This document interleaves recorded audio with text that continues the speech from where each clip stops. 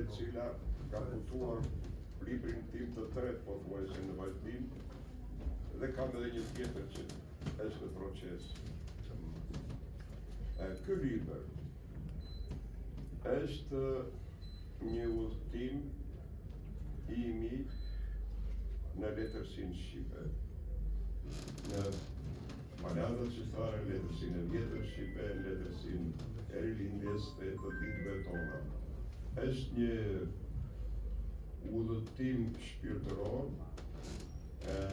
nuk them se jam studiues i klasik akademik që kam thelluar ose çuar më tej studimet shqiptare mbi këto tema që thash, por provoj aty dashurinë time për këtë kulturë, dëshirën time që kultura shqiptare të jetë shtëpia jonë shpirtërore, dhe një shtëpi shpirtërore gjithmonë duhet pasuruar.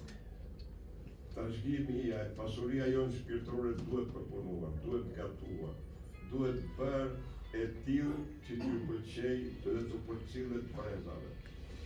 Pra në qoftë se s'kam qenë studiusit, pak e kam qenë shkrimtari, në qoftë se s'kam qenë mas edhe shkrimtari, kanë qenë dashuruesi edhe dëshiruesi që kjo kulturë shqiptare, kjo shtëpia jonë shpirtërore të mbetet dhe të trashëgohet në shekuj në pasancin tanë.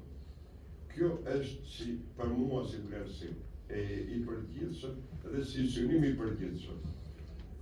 Sigurisht që aty kjo ka qenë punë e gjatë, nuk ka qenë punë e një viti apo dy. Këtë me që unë kam qenë dhe mësim dhënës, edhe pedagog, më është dashur her pas here të kuptoj ose të përcjell mendime mbi shkrimtar të caktuar, por aty janë dhe studime pastaj që kanë qenë të lidhura me interesimet e mia që janë ngushësisht personale.